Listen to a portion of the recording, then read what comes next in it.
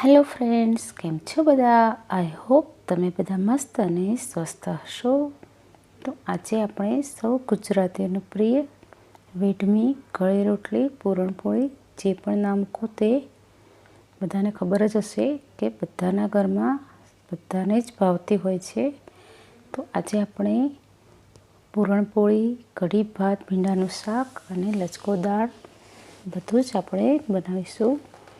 Specially રજાના દિવસે, રવિવારના દિવસે મોટે ભાગે સૌના ઘરે બનતી જ હોય છે. તો એના માટે મેં અહીં તુવેરની દાળને પલાળી રાખી છે. મેં 2 વાડકી જેટલી, અને એને મેં ગરમ પાણીમાં પલાળી રાખી હતી. 3 વાર ધોઈ સાદા પાણીથી અને ગરમ પાણીમાં પલાળી રાખી છે. મેં 2 કલાક સુધી પલાળી રાખીએ તો આપણે દાળ સરસ રીતે બફાઈ જાય છે. તો અહીં મેં અંદર પાણી એડ કર્યું છે. તો પાણી આપણા અડધા વેઢા જેટલું પાણી હોવું જોઈએ, મતલબ કે દાળ ડૂબે એનાથી થોડું વધારે આપણે પાણી અંદર એડ કરીશું. તો જો દાળ વધારે પલળી નહીં હોય તો પછી પાણી થોડું વધારે આપણે એડ કરવું પડે. પણ અહીં મેં દાળને 2 કલાક પલાળી રાખી છે. તો સરસ રીતે પલળી ગઈ છે ગરમ પાણીમાં. તો અહીં મેં આટલું પાણી આપણે બરાબર જ થઈ રહેશે. તો એને આપણે 3 થી 4 સીટી વગાડીશું. અને એને કુકરને મેં ગેસ પર મૂકી દીધું છે. અને એક બાજુ આપણે કઢી બનાવવાની તૈયારી કરીએ. તો મેં 1 કપ જેટલું દહીં લીધું છે અને 1/4 કપ જેટલો મેં ચણાનો લોટ એડ કર્યો છે અંદર. અને આ કપ ભરીને આપણે 3 કપ જેટલું આપણે પાણીની જરૂર પડશે. પણ પહેલાં હું અહીં 2 કપ જ પાણી એડ કરીશ. અને તમારા ઘરે જે રીતે ખવાતી હોય, જાડી કઢી ઘણાને ઘરે ખવાતી હોય છે, ઘણાને ઘરે પાતળી કઢી પણ ખાતા હોય છે. તો પછીથી આપણે એડજસ્ટ કરી શકાય છે, વાંધો નથી આવતો. પણ હાલ પૂરતું આપણે 2 કપ જેટલું પાણી એડ કર્યું છે. અને અહીં મેં 1 તીખું લીલું મરચું અને 2 ઓછા તીખા મરચાં અને આદુનો ટુકડો મેં મિક્સીમાં ક્રશ કરી લીધો છે. અને એને અંદર આપણે એડ કરી દઈશું. અને સ્વાદ પ્રમાણે થોડું મીઠું એડ કરી દઈશું. અને એને ઉકળવા મૂકીશું. તો ત્યાં સુધીમાં અહીં કુકર આપણું થઈ ગયું છે. તો ભાત પણ થઈ ગયો છે અને દાળ પણ આપણી સરસ રીતે બફાઈ ગઈ છે. તો જુઓ, એકદમ સરસ બફાઈ ગઈ છે અને બિલકુલ જ પાણી નથી. અને એક સાઈડ આપણે કઢીને થોડી હલાવતા પણ રહીશું. તો અહીં દાળ સરસ રીતે બફાઈ ગઈ છે. જો તમે આ રીતનું માપનું ધ્યાન રાખશો તો તમારી દાળમાં ક્યારેય પાણીવાળી, મતલબ કે વધારે પડતું પાણી અંદર રહેશે નહીં. કેમ કે આપણે પૂરણ બનાવવાનું છે, તો જેટલું બને એટલું ઓછું પાણી હોય તો સારું રહેશે. પણ આપણી દાળ બરાબર પલળી હશે તો એ આખો દાણો નહીં રહે, સરસ રીતે ગળી જશે અંદર સરસ. તો કઢી અહીં ધીમે ધીમે ઉકળવાનું સ્ટાર્ટ થયું છે. તો અહીં મેં થોડી મેં દાળને કાઢી લીધી છે લચકો દાળ બનાવવા માટે. તો કઢી સાથે લચકો દાળ અને ભાત સરસ લાગે છે. તો કઢી પણ એક બાજુ ઉકળી ગઈ છે. તો હવે આપણે કઢીનો વઘાર પણ કરીશું. તો અહીં વઘાર માટે મેં ઘી લીધું છે. અને વઘારમાં લાલ સૂકા મરચાં, લવિંગ, રાઈ, જીરું અને મીઠા લીમડાના પાન અને 2-4 દાણા મેથીના, એટલું મેં અંદર એડ કર્યું છે. હવે એ રીતે આપણે વઘાર કરીશું. અહીં થોડી અડધી ચમચી હિંગ પણ મેં એડ કરી છે. તો આટલી બધી વસ્તુઓને મેં એક નાની વાડકીમાં જ લઈ લીધી છે. અને ઘી ગરમ થાય એટલે બધું જ સાથે જ અંદર એડ કરી દીધું છે. તો આપણો સરસ મજાનો વઘાર પણ થઈ ગયો છે. તેને આપણે કઢીમાં એડ કરી દઈશું. અને હવે ફરીથી આપણે કઢીને ગરમ કરીશું. લગભગ 5 થી 7 મિનિટ સુધી ધીમા તાપે આપણે એને થવા દઈશું. તો ગળી રોટલી સાથે હંમેશા ખાટી કઢી સરસ લાગે છે. પણ અહીં મારી કઢી થોડી મોળી હતી, તો મને થયું ખટાશ કેવી રીતે લાવું. તો લીંબુ તો હતું નહીં, પણ મારી પાસે લીંબુના ફૂલ હતા, તો મેં 4 થી 5 દાણા અંદર એડ કર્યા. અને તમે માનશો નહીં, મારી કઢીનો કલર એકદમ વ્હાઈટ થઈ ગયો. જાણે આપણે હોટલ કે રેસ્ટોરન્ટમાં ખાતા હોય છે એવું એકદમ વ્હાઈટ કલરની કઢી મારી થઈ ગઈ. મને જો કંઈ નવાઈ લાગી, જો કે લીંબુના ફૂલનો યુઝ ના કરવો જોઈએ. થોડું દહીં પહેલાંથી જ ખાટું હોય તો વધારે સારું. પણ કશો વાંધો નહીં, કોઈક દિવસ ચાલી જાય. તો તો અહીં આપણે પૂરણ બનાવીશું. તો અહીં મેં એક જાડી કઢાઈની અંદર થોડું ઘી એડ કર્યું છે, 2 ચમચી, અને એની અંદર મેં 1 ટેબલ સ્પૂન જેટલો ચણાનો લોટ મેં અંદર શેકી લીધો છે. તો જ્યારે આપણે પૂરણ બનાવીએ એમાં જો થોડોક લોટ આવો શેકીને અંદર એડ કરીએ તો પૂરણ એકદમ જ મીઠું લાગે છે. મતલબ કે આપણી ગળી રોટલી ખૂબ જ મીઠી લાગે છે અને થોડો સુગંધ પણ એની ચણાના લોટના લીધે સરસ આવે છે. ટેસ્ટી તો લાગે જ છે. ઘણીવાર બનાવતા હોય છે આ રીતે, ઘણા લોકો આ રીતે બનાવતા હોય છે. તો આપણો લોટ બરાબર થોડો શેકાઈ જાય અને થોડી સુગંધ આવે અને સહેજ કલર બદલાવા મળે ત્યારે આપણે અંદર પૂરણને, આપણા તુવેરની દાળને અંદર એડ કરી દઈશું અને બરાબર રીતે આપણે મિક્સ કરી દઈશું એને. તો અહીંયા આપણે ગોળની પૂરણપોળી બનાવીશું. ભલે આપણે ગોળ નાખીએ પણ 2 ચમચી અંદર મેં ખાંડ એડ કરી છે. અહીં ખાંડ એડ કરવાથી આપણું પૂરણ થોડું ચીકાશવાળું બનશે અને રોટલી ઠંડી થયા પછી પણ તૂટી નહીં જાય. એકલા ગોળની રોટલી બનાવીશું તો એ ઠંડી થયા પછી તૂટી જતી હોય છે. તો અહીં મેં 1.5 ચમચી જેટલી જ ખાંડ એડ કરી છે, વધારે એડ નથી કરવાની આપણે. તમારે ના પણ કરવી હોય એડ તો વાંધો નહીં, પણ આવું બનતું હોય છે એટલે હું તો એડ કરું છું. અને આપણે બાફ્યા પછી પૂરણ જેટલું હોય એનાથી અડધો ગોળ લેવાનો છે અને અડધાથી થોડો વધારે પણ લઈ શકો છો. થોડું ટેસ્ટ કરી લેવાનું. દરેકના ઘરમાં એક સરખું ગળ પણ નથી ખવાતું હતું. તો ગળી રોટલી થોડી ગળી હોય તો સારી લાગે છે. તો અહીં આપણે આપણું પૂરણ જેટલું હોય એના અડધાથી થોડો વધારે ગોળ એડ કરીએ તો વધારે સરસ પૂરણ બનશે આપણું. તો અહીં મેં પણ એ રીતે લીધું છે અને મારો ગોળ એકદમ ગળ્યો છે. તો આપણે હવે એને હલાવતા જઈશું. સતત હલાવવું પડશે પૂરણને, નહીં તો આપણું પૂરણ નીચે ચોંટી જશે. અને થોડો મોટો તબેથો કે જે બી જારો જે બી લો તમે, થોડું મોટું જ વાસણ લેવાનું, કેમ કે અંદરથી આ રીતે ઉડે છે દાળ, પૂરણને ખદખદે છે ત્યારે એના છાંટા ઉડે છે અને દજાઈ જવાય. તો અહીં પૂરણ મારું થોડું જ છે પણ છતાં પણ મેં મોટો તવેથો લીધો છે. તો આ રીતે આપણે આપણા પૂરણને થોડીવાર ફાસ્ટ ગેસે પણ કરી શકો છો, પણ સતત હલાવતા રહેશો તો વાંધો નહીં તો ચોંટી જશે. તો થોડીવાર મેં ફાસ્ટ ગેસે જ કર્યો છે અને પછી મેં થોડો ધીમો કરી દીધો છે.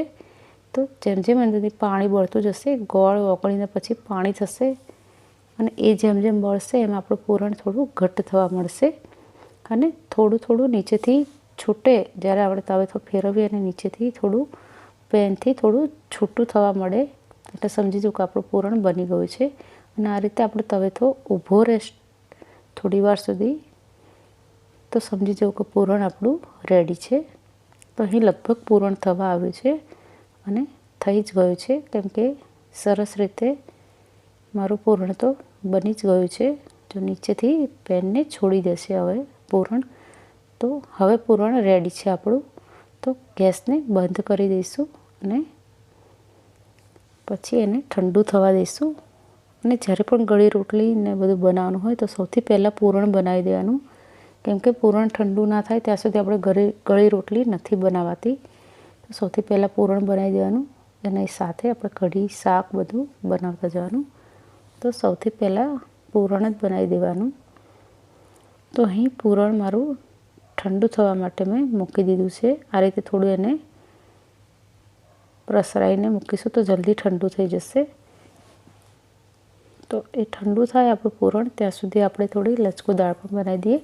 તો લચકો દાળ જે બનાવવા માટે મેં જે દાળ કાઢી હતી સાઈડમાં, એની અંદર મેં થોડું ઘી, ચોખ્ખું ઘી, થોડી હળદર, થોડું મીઠું અને થોડી હિંગ એડ કરીને થોડું પાણી એડ કરીને એને થોડું ગરમ થવા માટે મૂકી દીધું.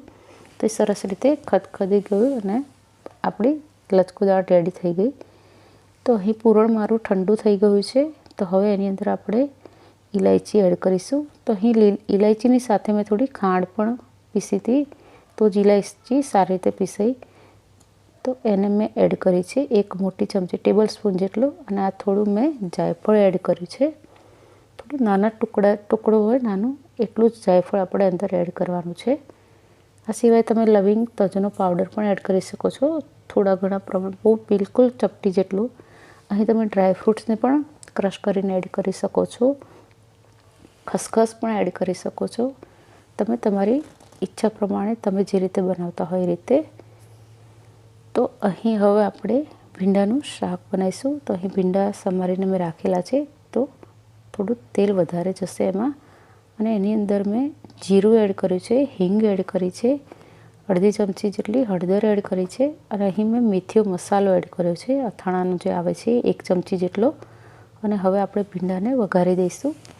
તો ભીંડાને ધીમા તાપે દર 2 મિનિટે ચેક કરતા રહેવાનું, અને એને ઢાંકીને ચડવા દઈશું, અને દર 1 કે 2 મિનિટે આપણે ખોલીને એને હલાવતા રહીશું. તો એ રીતે આપણું ભીંડાનું શાક 10 થી 12 મિનિટમાં થઈ જશે. અહીં મેં સ્વાદ પ્રમાણે મીઠું એડ કર્યું છે, અને લાલ મરચું મેં એડ કર્યું છે, અને બરાબર ચડી જશે. પછી આપણે એમાં ધાણા જીરું અને ગરમ મસાલો નાખીશું, જે દાળ શાકનો આવે છે એ, અને આપણું શાક પણ રેડી થઈ જશે. તો અહીં કઢી તો આપણી થઈ જ ગઈ છે. તો અહીં થોડી જાડી કઢી જ મેં રાખી છે. તો શાક લગભગ તેલ છોડી દે એટલે સમજી જો કે શાક થઈ ગયું છે. તો અહીં લાસ્ટમાં મેં ધાણા જીરું અને થોડો ગરમ મસાલો એડ કરી દીધો છે. તો આ રીતે આપણું શાક પણ રેડી છે. અને હવે બાકી રહી આપણી પૂરણપોળી. તો શાકને આપણે સારી રીતે હલાવીને ખુલ્લું જ ઠંડુ થવા દઈશું. ભીંડાના શાકને પણ ક્યારેય ઢાંકીને ઠંડુ ના થવા દે, કઢીને પણ ક્યારેય ઢાંકીને ઠંડી થવા ના દેવાય. એને પણ આપણે ખુલ્લી જ રાખવી પડે. બહુ તો તમે કાણાવાળું ઢાંકી શકો છો. અને કોથમીર જ્યારે પણ આપણે સર્વ કરવાની હોય કઢીને તારે જ એડ કરવાની, મતલબ કે ઠંડી થઈ જાય પછી જ એડ કરવાની.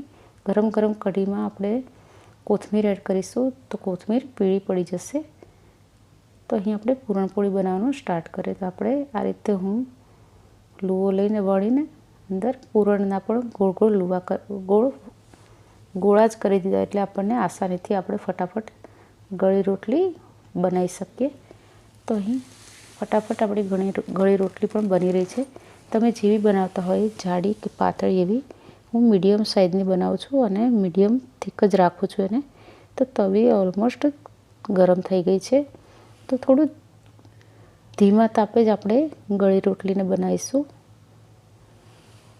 તો ગળી રોટલીનો જે લોટ મેં બાંધેલો છે એની અંદર પણ મેં મોણ એડ કર્યું છે. 2 થી 3 ચમચી જેટલું તેલ મેં એડ કર્યું છે. કેમ કે આમાં પણ એવું થશે કે જો તમે મોવણ એડ નહીં કરો ને, તો ગળી રોટલી તમે જ્યારે ઠંડી થયા પછી ઉપરનું પડ છે ને એ ચવડ લાગે છે. એટલે થોડું આપણે અંદર મોવણ એડ કરવું જ પડે. અને ચપટી મેં મીઠું પણ એડ કર્યું છે.